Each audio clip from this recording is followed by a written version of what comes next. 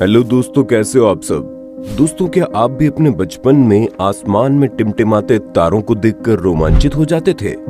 बचपन में जब कभी भी आप खुले विशाल आसमान को देखते थे तो क्या आपके मन में भी ये ख्याल आता था कि आखिर ये चांद, तारे, सूरज और हमारा ग्रह पृथ्वी, ये सब आखिर बने कैसे। हमारा पूरा का पूरा सौर मंडल और ब्रह्मांड बना कैसे। क्या कभी आपने ये सोचा है क्या ये धरती खत्म हो सकती है, और अगर धरती खत्म हो जाए तो क्या कभी धरती पूरी खत्म हो पाएगी। बस एक सवाल, और क्या आपको पता है एक छोटा सा पत्थर का एस्टेरॉयड पूरी धरती को मिटा सकता है। यकीनन ये सारी बातें और ऐसे सवालों के जवाब आपने सिर्फ फिल्मों या वेब सीरीज में देखे या सुने होंगे, पर दोस्तों हम जो आपको बताने वाले हैं वो हकीकत है। अरे घबराइए नहीं, क्योंकि आपके इन सारे सवालों के जवाब लेकर आ गए हैं हम फिर से एक नई वीडियो के साथ, जिसमें न केवल हम आपको एक ऐसे ही एस्टेरॉयड के बारे में बताएंगे जो पूरी पृथ्वी से काफी नजदीक है, और उसका प्रकोप क्या और कैसे हो सकता है ये जानना रोचक होगा। तो दोस्तों, इस वीडियो को अंत तक जरूर देखिए, और यदि ये वीडियो आपको पसंद आती है तो इसे लाइक कर अपने दोस्तों और परिवार वालों के साथ भी जरूर शेयर कर देना, ताकि वे हमारे अनोखे सौर मंडल के राज के बारे में जान पाएं। तो दोस्तों चलिए शुरू करते हैं वीडियो। दोस्तों, जैसा कि आप सब जानते हैं, हमारे ब्रह्मांड में मिल्की वे गैलेक्सी का ही एक हिस्सा है, जिसमें अरबों सितारे और सौर मंडलों का वास है, और इसमें 200 अरब से अधिक तारे हैं। अरबों की संख्या में बनाने के लिए पर्याप्त धूल और गैसेस है, और सौरमंडल के केंद्र से लगभग 30,000 प्रकाश वर्ष और मिल्की वे गैलेक्सी के तल से लगभग 2,000 प्रकाश वर्ष ऊपर स्थित है। इसी के साथ साथ मिल्की वे गैलेक्सी में एस्टेरॉयड, मीटेरॉयड जैसे बड़े बड़े पत्थर भी घूमते रहते हैं। एस्टेरॉयड लगभग 4.6 अरब साल पहले हमारे सौरमंडल के गठन से बचे हुए हैं। इसके पीछे एक इतिहास है, ध्यान से सुनिएगा।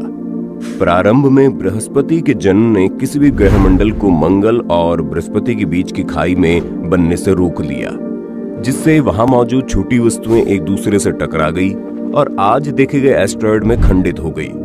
अपने आकार के बावजूद एस्टेरॉयड खतरनाक हो सकते हैं। कई अतीत में पृथ्वी से टकरा चुके हैं और भविष्य में हमारे ग्रह में और भी दुर्घटनाग्रस्त हो जाएंगे। यही कारण है कि वैज्ञानिक उनका अध्ययन करते हैं और उनकी संख्या, कक्षाओं और भौतिक विशेषताओं के बारे में अधिक जानने के लिए उत्सुक रहते हैं। अभी शायद आपका दिमाग सुनकर भारी हो रहा होगा, लेकिन आगे की बातों को जानकर आप अपना सर पकड़ लेंगे और कहेंगे, क्या ये सब भी एक ब्रह्मांड में होता है। दोस्तों, एस्टेरॉयड एलिप्टिकल कक्षाओं में सूर्य के चारों ओर घूमते हैं और कभी कभी काफी गलत तरीके से गिरते भी हैं। 150 से अधिक एस्टेरॉयड को एक छोटा साथी चंद्रमा भी कहा जाता है, जिनमें से कुछ में 2 चंद्रमा होते हैं। एक एस्टेरॉयड की सतह का औसत तापमान -100 डिग्री फ़ारेनहाइट मतलब -73 डिग्री सेल्सियस तक होता है।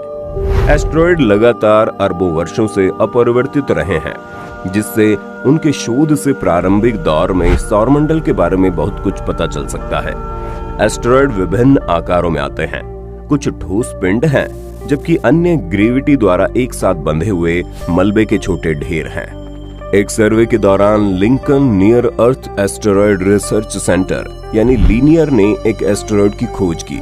11 सितंबर 1999 में और 23 सितंबर 1999 को एरिसीबो ऑब्जर्वेटरी और डीप स्पेस नेटवर्क गोल्डस्टोन यानी DSN ने मिलकर रडार इमेजिंग के जरिए इस एस्टेरॉयड की तस्वीरें खींची, जिसमें यह पाया गया कि ये धरती से काफी नजदीक है और जो आने वाले समय में हमारे सौरमंडल से जुड़े तमाम सवालों का जवाब देने वाला था।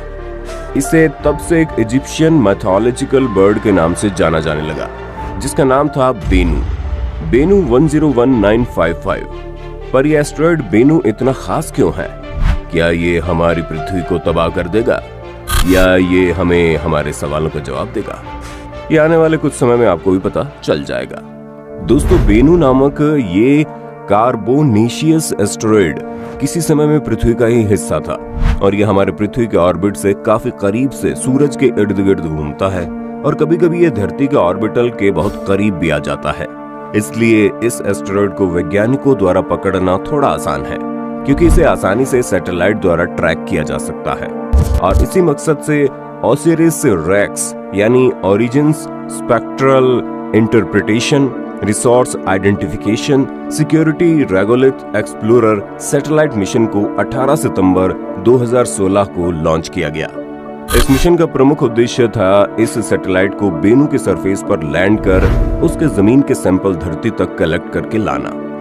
दोस्तों, ये सुनने में काफी रोमांचक एवं आसान लगता है, परंतु क्योंकि इस मिशन को खत्म होने में करीब 7 साल लग जाएंगे, यानी तब तक 24 सितंबर 2023 तक ओसिरिस रेक्स अपना मिशन पूरा कर बेनू के सैंपल लेकर वापस धरती पर आ जाएगा।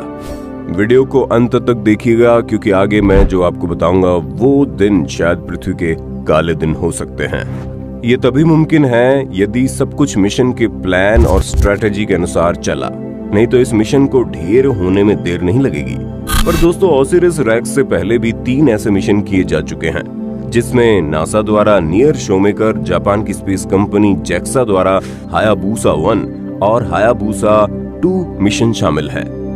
इसमें से जेक्सा द्वारा किया गया हायाबुसा मिशन इतिकोआ नामक एक एस्टेरॉयड पर किया गया था, जो करीब आधे घंटे तक रुक गया था और कुछ ही मात्रा में सैंपल कलेक्ट कर वापस धरती पर आ गया था। पर दोस्तों, बेनू पर किए जा रहे ओसिरिस रेक्स मिशन के द्वारा हम पहली बार सफलतापूर्वक किसी एस्टेरॉयड पर ठीक तरीके से लैंड कर उसके सैंपल को ज्यादा से ज्यादा मात्रा में धरती तक ला सकेंगे। 3 दिसंबर 2018 यानी मिशन लॉन्च के ठीक 2 साल बाद ओसिरिस रेक्स बेनू के काफी करीब पहुंच चुका है और उसने रडार इमेजिंग की मदद से बेनू की सतह की कुछ डिटेल्ड तस्वीरें भी धरती पर भेजी हैं, जिनमें उच्च एल्बिडो कार्बोनेट खनिजों की नसें दिख रही हैं, जिनके बारे में माना जा रहा है कि एस्टेरॉयड के निर्माण से पहले बहुत बड़े मूल शरीर पर गर्म पानी के चैनलों के कारण बनी है, जिनकी मदद से शायद वैज्ञानिक पहली बार इस एस्टेरॉयड को इतने करीब से पकड़ पाएंगे और इतनी बारीकी से उसे समझ पाएंगे। 21 मई 2021 को ओसिरिस रेक्स ने एस्टेरॉयड की सतह का नमूना लेते हुए सफलतापूर्वक अपना काम पूरा कर लिया। दोस्तों, एक्सपर्ट्स बताते हैं कि इस मिशन की कुल लागत तकरीबन $800 मिलियन है, जिसे यदि भारतीय रुपयों में देखा जाए तो 5 खरब 55 अरब 52 करोड़ रुपए है। पर दोस्तों, आखिर इतने पैसे और इंसानी दिमाग को इस मिशन में क्यों झोंका जा रहा है? आखिर क्यों नासा के बड़े बड़े बुद्धिजीवी एक्सपर्ट्स इस मिशन को सक्सेसफुल बनाने के लिए दिन रात एक कर रहे हैं? दोस्तों, ऐसा इसलिए है क्योंकि बेनू की जाने की जो सतह है उसकी मिनरोलॉजी, एयर केमिकल नेचर को पढ़कर साइंटिस्ट ये पता लगाएंगे आखिर धरती की रचना कैसे हुई। और दोस्तों, जैसे कि मैंने आपको शुरुआत में बताया था, बेनू एक समय पर अर्थ का ही हिस्सा था, तो उसके इंटरनल केमिकल कंपोजिशन से हमें अर्थ के बारे में काफी जानकारियां मिल पाएंगी। और तो और दोस्तों, बेनू दूसरे एस्टेरॉयड की तुलना में काफी अलग भी है। इसका आकार एक घूमते हुए लट्टू की तरह है, जो करीब 3-4 घंटे में अपने एक्सिस पर एक रोटेशन पूरा करता है। बेनू का ऑर्बिटल अपनी कक्षा में 178 डिग्री झुका हुआ है। पर दोस्तों, बेनू की रोटेशनल मूवमेंट समय के साथ साथ यॉर्प इफेक्ट के कारण धीरे धीरे बढ़ती जा रही है। यॉर्प इफेक्ट यानी सूरज के थर्मल एनर्जी से आने वाले फोटोन के मोमेंटम के कारण पनपता है। बेनू के इस रोटेशन इंक्रीमेंट को यारकोस एक्सेलरेशन भी कहा जाता है।